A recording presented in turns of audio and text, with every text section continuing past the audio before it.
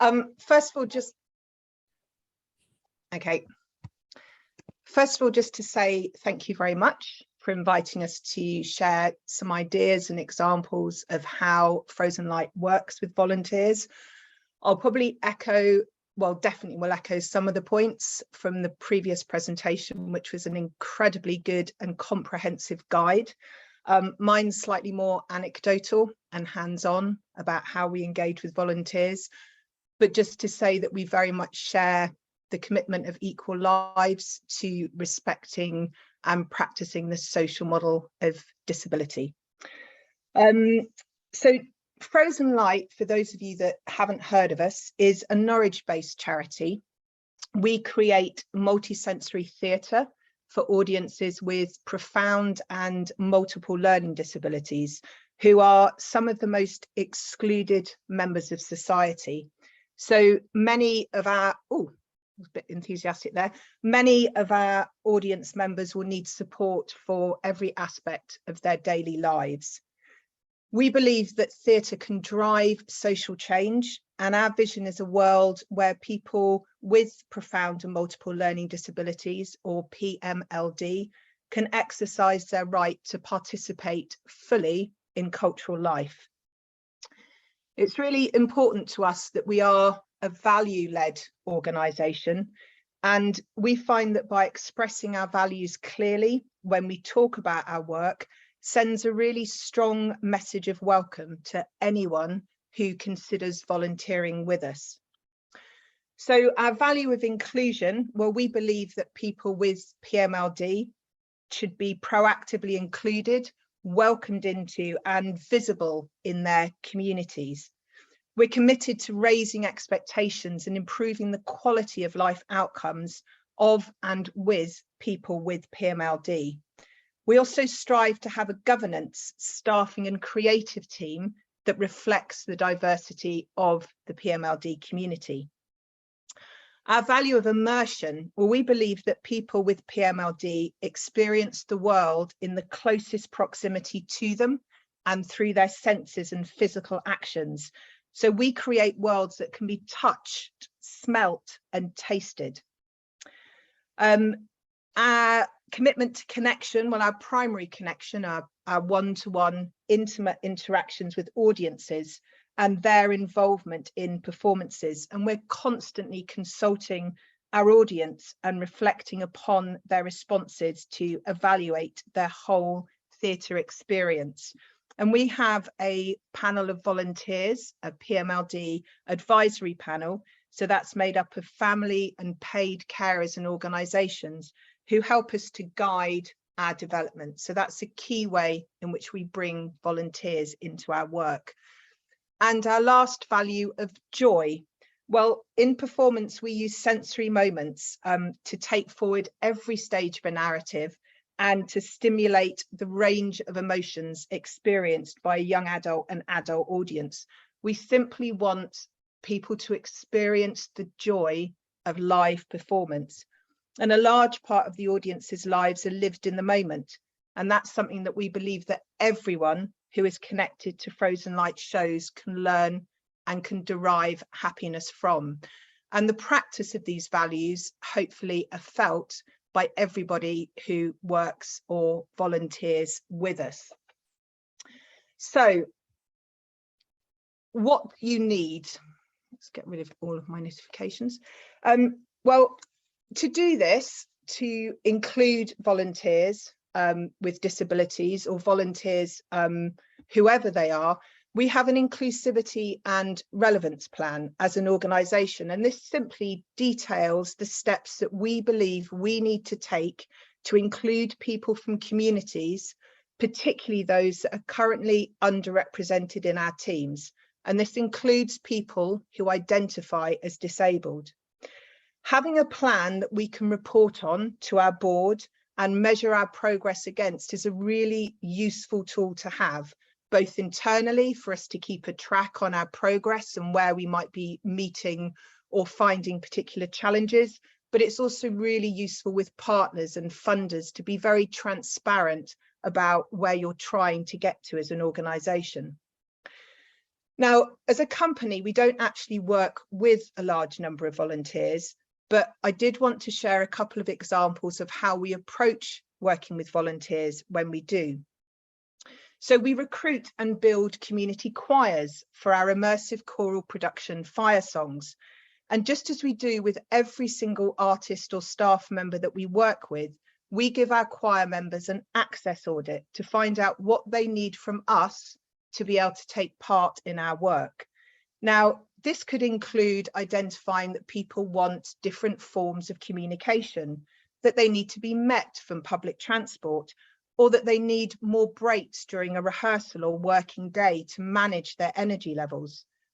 But we call the access audit, "What do you need?" as we found that many people don't identify what they need with the term access needs.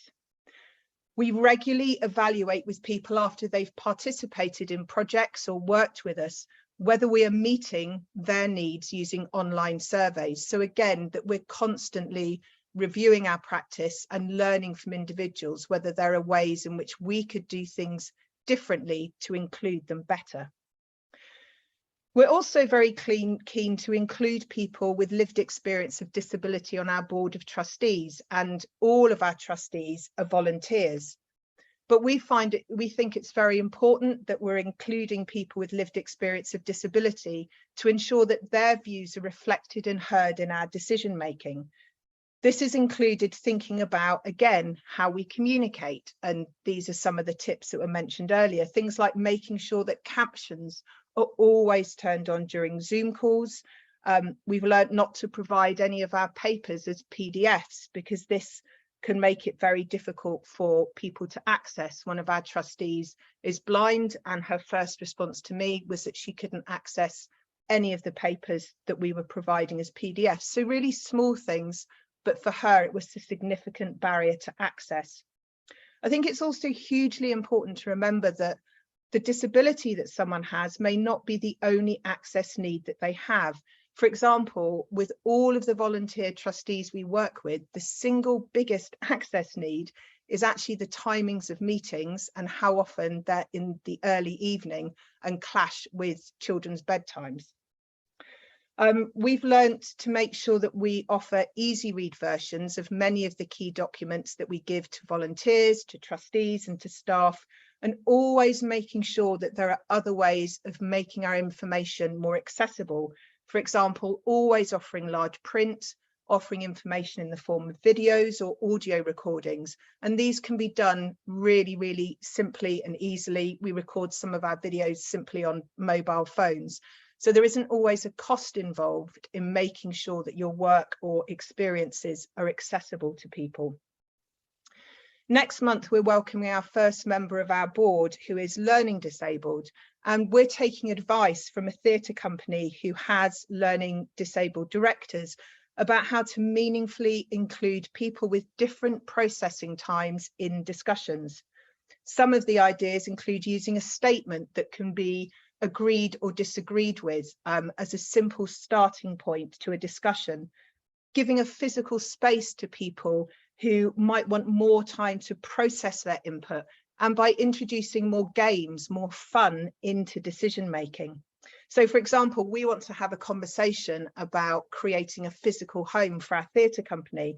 So we're going to use Lego, plasticine and loads of other games. And the reflection that we've had is that from the dance company, the theatre company that's giving us advice, is that to make an activity or a space more accessible for one person can make it more accessible for everyone.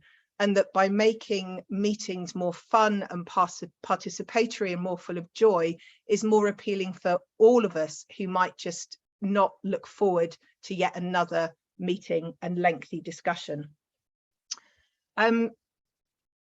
Sorry, I'm just trying to get to, so generosity. Oh, I've skipped over generosity. One of the key learnings in all of our inclusion work is the importance of generosity, of sharing what you do with others, just as we're doing in this workshop today. For example, we belong to the Cultural Arts Forum. It's Cultural Access Forum, which is a network of arts and cultural organisations in the city who meet regularly to share best practice and ideas of how to make places and events more accessible. This includes regular opportunities for members to showcase an area of work. So tomorrow afternoon, there's an opportunity to go and see the accessibility features at the new science building at UEA. And it's really interesting, having been to a presentation about this building, the reflections are that many of the adaptations that have been made have obviously involved significant investment, but others have been, one of the examples was the pull cords in disabled toilets, and that people cleaning them or going into them would often pull the cords up to get them out of the way. And a simple tag was placed on the pull cord to explain why it needed to reach the floor and be accessible at all times. And that was a big step forward and a change in terms of people's access needs, but didn't really bring any particular cost with it. We're, for example, developing online training to share with staff at venues to build their capacity to build a safe and warm welcome to audiences. And we will share this training with other organisations so that they can adapt it and make it fit for purpose for their organisation. We also share the learning from any of our evaluations with other organisations. For example, we were using accessible accommodation, and we found out from a wheelchair user that the gravel paths that went to each of the homes that we had been hiring for our actors made it impossible for the wheelchair user to get to the accessible bedroom that we booked. So we made sure that we gave that information back to the people who own the accommodation, so that it was always saying that if things weren't working, we would share that learning with others. And then lastly, just resources. Although we're really lucky as a company to have secured specific funding to support our inclusion work, we notably have got funding from Esme Fairbairn Foundation to appoint an access and inclusion officer to work with us. Not everything costs a lot of money. Learning from other examples of good practice is a great opportunity. At the beginning, I mentioned the importance of a warm welcome into your organisation, and we encourage the venues we work with to really think about the access information that they provide on their websites, because this is often the first way in which anyone is introduced to a place or to people. We always ask our audiences to tell us what they need from that information, and we always share examples of where we think people have got that right. For example, we tell everyone about Norwich Arts Centre. They've just been awarded a gold award from Attitude is Everything, who improved deaf and disabled people's access to live music. And I would really say that the accessibility information on the Norwich Arts Centre website is an example of the best practice of how to make people not only feel welcome, but to give them the information of how they can access a venue. We also work with critical friends. It's really useful to identify individuals or networks that can give you expert advice on how to be better at inclusion. Again, making sure that you're getting the lived experience of disability into and informing your work. As I mentioned earlier, we have an advisory panel of carers to give invaluable perspectives of how to meet the needs and the desires of our audience. And finally, there are some really great online tools and webinars, many of which can be free or very low cost to join. As part of our work to increase the diversity of our teams, for example, we've used an online tool called Ink Arts, which is absolutely brilliant and free and takes you step by step from recruitment to welcoming someone into a team about how you can be more inclusive in the way that you approach that. So as the last presenter said, I mean, increasing accessibility for volunteers, for your trustees, for your staff, for freelancers is a constant learning journey, but I think it's obviously an incredibly invaluable one to follow. And the most important thing is just keep sharing with others. Yeah, learn your best, share your best practices as well as the challenges that you come across. There we go. That's it.